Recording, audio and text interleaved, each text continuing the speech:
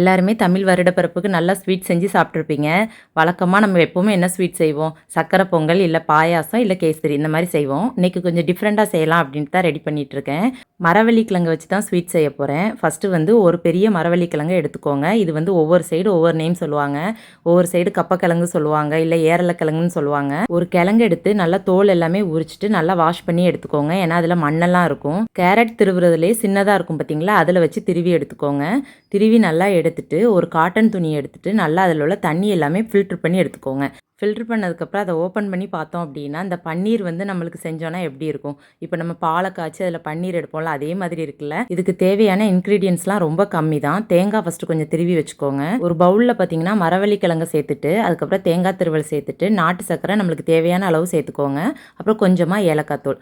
நாட்டு சர்க்கரை வந்து இனிப்பு வேணும் அப்படின்னா கொஞ்சம் கூடயே சேர்த்துக்கோங்க. ஏன்னா நம்மளுக்கு வந்து இனிப்பு வந்து நம்ம அவிச்சதுக்கப்புறம் கம்மியாயிரும்.